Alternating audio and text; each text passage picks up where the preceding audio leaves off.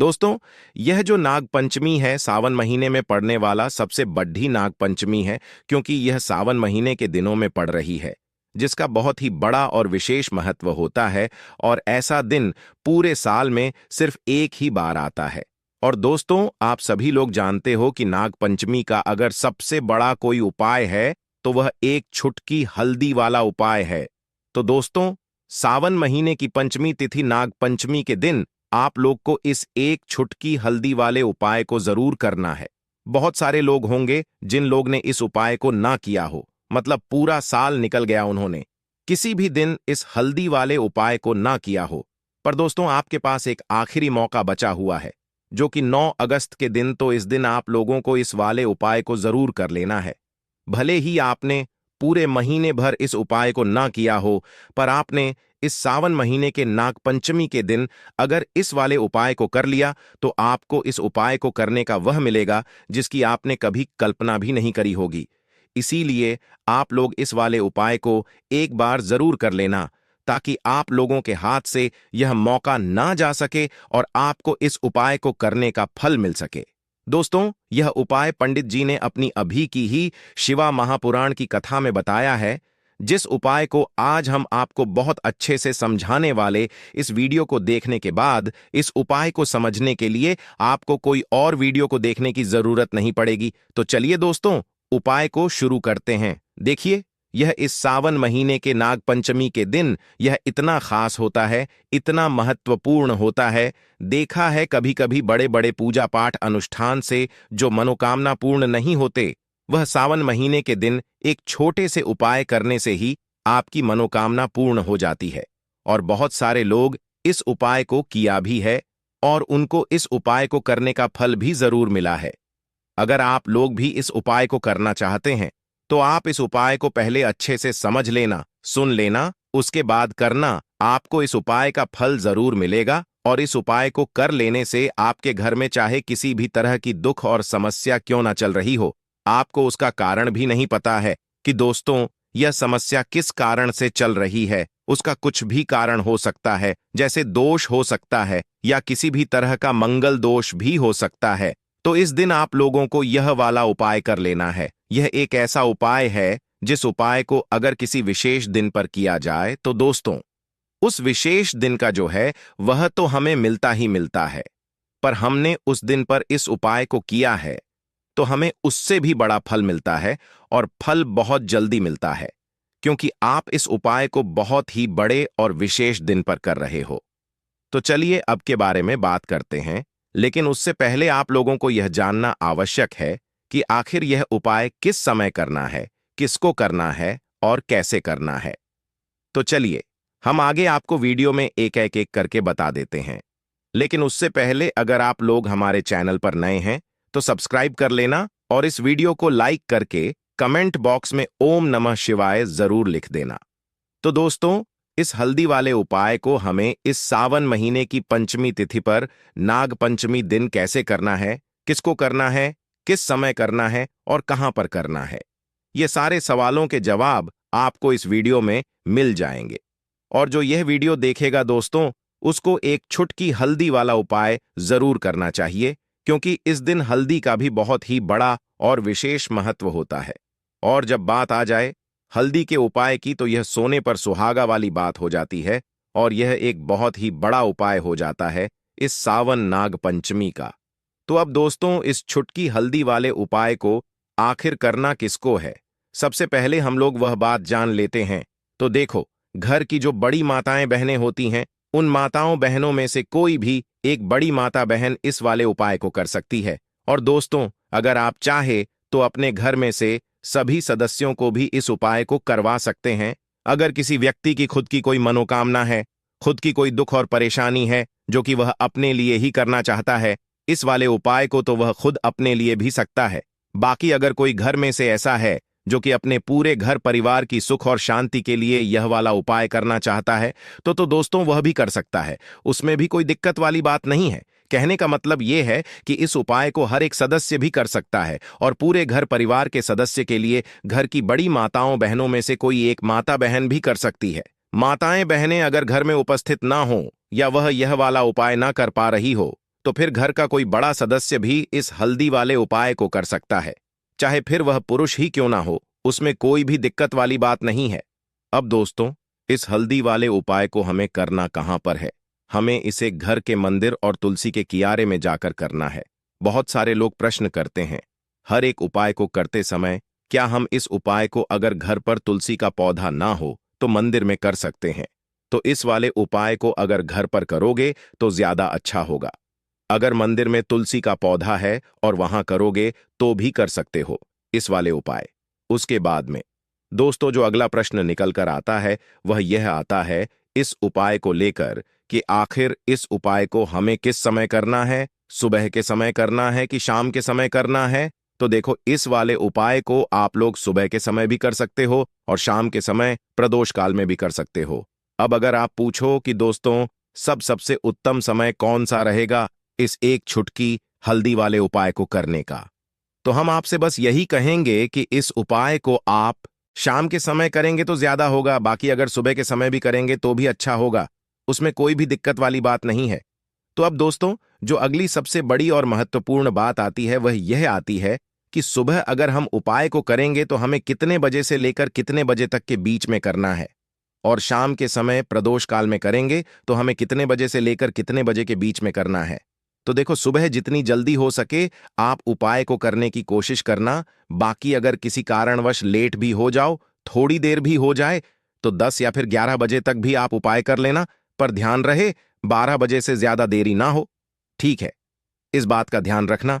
उसके बाद में दोस्तों, अगर शाम के समय प्रदोष काल की बात करें, प्रदोष काल का जो समय होता है वह शाम के 6 बजे से शुरू हो जाता है। मतलब शाम के 6 बजे से लेकर 8 बजे के बीच का जो समय होता है, यह समय प्रदोष काल का समय होता है। पर अभी जो मौसम चल रहा है, इस मौसम में जो है शाम बहुत देर होती है, तो आप इस उपाय को 7 बजे या 9 बजे के बीच में भी कर सकते हो। मतलब शाम के 6 बजे से रात 9 बजे के बीच में आप कभी भी इस वाले उपाय को कर सकते हो। उसमें कोई भी दिक्कत वाली बात नहीं है। परंतु नाग पंचमी के दिन कोशिश करना कि समय के अंतर्गत ही कर लो। किसी कारणवश ना कर पाओ तो थोड़ा देरी से भी कर सकते हो, आपको उपाय का फल जरूर मिलेगा। अगर हमारे जीवन में दुर्भाग्य लगातार बना हुआ है, हमारी किस्मत रूठी हुई चल रही है, हमारे जीवन में लगातार कोई ना कोई विपत्ति आ रही है, कोई ना कोई ऐसे ग्रह नक्षत्र हमारे जीवन में लगातार बने हुए हैं जिनकी वजह से हम कोई भी अपना कार्य नहीं कर पा रहे हैं, ना ही हम अपना व्यापार शुरू कर पा रहे हैं, ना ही हमें अच्छी नौकरी मिल पा रही है, हमारे जीवन में काम धंधे की हासिल हो पा रही है, हमारे किसी भी कार्य में हमें सफलता नहीं मिल पा रही है। तो पूज्य गुरुजी ने कहा कि जीवन में भी अगर इनमें से किसी भी तरह की समस्या चल रही हो तो आपको सावन महीने में पड़ने वाले पंचमी तिथि नाग पंचमी के दिन यह विशेष उपाय जरूर कर लेना चाहिए। तो दोस्तों, अब जानते हैं इस विशेष उपाय के बारे में, लेकिन उससे पहले एक प्रार्थना है। अगर आपदा वास्तुशास्त्र चैनल पर नए हैं तो कृपया चैनल को सब्सक्राइब अवश्य कर लें।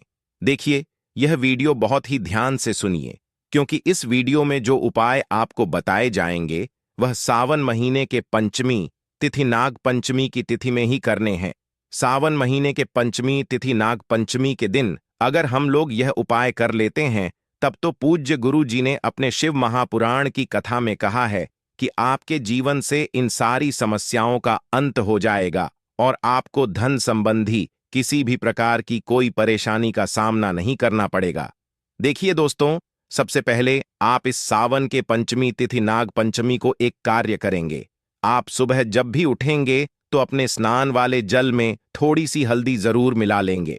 आप सभी जानते हैं कि सावन का महीना चल रहा है और यह महीना समर्पित होता है भगवान महादेव को, माता लक्ष्मी को और माता तुलसी जी को। इसलिए अगर आप हल्दी वाले जल से स्नान करते हैं तो पूज्य गुरु जी ने कहा है कि इससे आपका दुर्भाग्य समाप्त होता है, आपकी रूठी हुई किस्मत जागती है और आपके सौभाग्य में वृद्धि होती है और आपका गुरु ग्रह मजबूत होता है। अब जानते हैं गुरुजी द्वारा बताए गए पहले खास उपाय के बारे में। इस उपाय के आपको 2 हरी इलायची ले लेनी है, फिर इसी के साथ साथ आपको ले लेना है एक दीपक। दीपक आप मिट्टी का भी ले सकते हैं, और आप अपने घर पर अगर आटा मड़कन है तो उसका भी दीपक आप तैयार कर सकते हैं। इस दीपक में आपको घी का इस्तेमाल करना है और साथ ही साथ लंबी रुई की बत्ती का उपाय करना है। देखिए, इस उपाय को बहुत ही ध्यान से समझिए, क्योंकि यह उपाय महादेव को भी बहुत प्रिय और माता लक्ष्मी को भी बहुत प्रिय है। देखिए, अब सबसे पहले आप एक काम करेंगे। आप यह दीपक लेकर अपने घर के मंदिर के सामने पहुंच जाएंगे।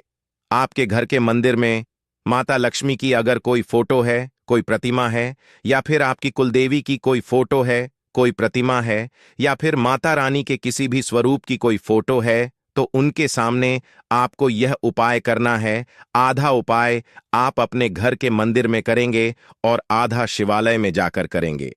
इसलिए आपको उपाय बहुत ही ध्यान से समझना है। देखिए, अब माता रानी के सामने सबसे पहले आप थोड़े से चावल डाल दीजिए और उन्हीं चावलों के ऊपर यह दीपक रख दीजिए। इस दीपक को रखने के बाद इसमें थोड़ी सी आप पीसी हुई हल्दी डाल दीजिए। थोड़ी सी शुद्ध पीसी हुई हल्दी इस दीपक में डाल दीजिए। उसके बाद आप यह दीपक प्रज्वलित कर दीजिए और वहीं दीपक के सामने बैठकर, यानी माता रानी के सामने में बैठकर, आप कम से कम 11 बार या 21 बार या 21 बार या 109 बार, जितना भी आपके पास टाइम हो बार, आप ओम महालक्ष्मी नमः इस मंत्र का स्मरण कर लीजिए। मंत्र का स्मरण करने के बाद आपके पास जो 2 हरी इलायची है, उनमें से एक हरी इलायची आपको इसी दीपक में डाल लेनी है और माता लक्ष्मी से प्रार्थना कर लेनी है कि मेरे जीवन में जो धन धान्य की कमी चल रही है, मेरे जीवन में जो सौभाग्य में वृद्ध नहीं हो पा रहे हैं, दुर्भाग्य लगाता बना हुआ है, तो आपके जीवन में धन से संबंधित जो समस्या चल रही है, उसको दूर करने के लिए माता रानी से कर लेनी है। फिर इसके बाद आपको यह दूसरी हरी इलायची और थोड़ा सा शहद लेकर पहुंच जाना है शिवालय। देखिए, यह उपाय आप शाम के समय में ही करेंगे। शिवालय पहुंचने के बाद इस दूसरी हरी इलायची को आप शहद में डुबो लेंगे। चारों तरफ से इस हरी इलायची में शहद लगा लेंगे और फिर यह हरी इलायची आपको शिवलिंग के ऊपर समर्पित कर देना है। शिवलिंग के सामने बैठकर आपको महादेव से प्रार्थना कर लेनी है कि आपके जीवन धन से संबंधित कोई समस्या चल रही है या आपकी कोई विशेष मनोकामना है जो परिपूर्ण नहीं हो पा रही है, तो महादेव से उस मनोकामना को परिपूर्ण करने के लिए प्रार्थना कर लेनी है और श्री या फिर का कम से कम 109 बार जाप करने के बाद फिर वापस अपने घर आ जाना है। पूज्य गुरु जी ने कहा कि अगर आप इस सावन के पंचमी तिथि नाग पंचमी के दिन इस अचूक उपाय को कर लेते हैं, तो आप जीवन से भी धन की समस्या हमेशा के लिए समाप्त हो जाएगी और आपको भी माता लक्ष्मी की कृपा हासिल होगी। अब इसके बाद बात करते हैं गुरु जी द्वारा बताए गए दूसरे खास उपाय के बारे में। देखिए, इस उपाय के लिए आपको 1 लोटा जल ले लेना है। फिर इसी के साथ आपको ले लेना है थोड़ा सा गुड़। आप 1 टुकड़ा या 2 टुकड़े गुड़ के ले लीजिएगा और इस गुड़ को इस 1 लोटे जल में डाल लीजिए। फिर इसी के साथ को थोड़ी सी पीसी हुई शुद्ध हल्दी ले लेनी है। 1 या 2 छुटकी शुद्ध पीसी हुई हल्दी ले लीजिएगा और इसको भी इसी 1 लोटे जल में डाल लीजिएगा। अब आपका यह 1 लोटे जल का मिश्रण तैयार हो गया। इस 1 लोटे जल को लेकर आप पहुंच जाएंगे अपने घर पर। जो माता तुलसी का पौधा है, उसके सामने अगर आप अपने घर की छत पर माता तुलसी का पौधा रखे हुए हैं, तो वहां पहुंच जाएगा और यह 1 लोटा जल माता तुलसी जी के पौधे में आपको समर्पित करते हैं और ओम नमो भगवते वासुदेवा या फिर ओम महालक्ष्मी नमः, इन दोनों में से किसी भी एक मंत्र का लगातार स्मरण करते जाए। धीरे धीरे जल समर्पित करते जाइए और इन दोनों में से किसी भी एक मंत्र का कम से कम 11 बार या फिर अधिक से अधिक 109 बार जाप कर लीजिए। फिर वहीं तुलसी जी के पौधे के सामने बैठकर आपके जीवन में जो धन धान्य से संबंधित समस्या चल रही है या फिर आपके घर में बहुत ज्यादा होता है, शांति नहीं है, आपके जीवन में दुर्भाग्य आपके जीवन में है, आपकी किस्मत आपसे रूठी हुई है, तो इन सभी समस्याओं के लिए माता तुलसी से और भगवान नारायण से और महादेव से प्रार्थना कर लेनी है और फिर उसके बाद वापस आ जाना है।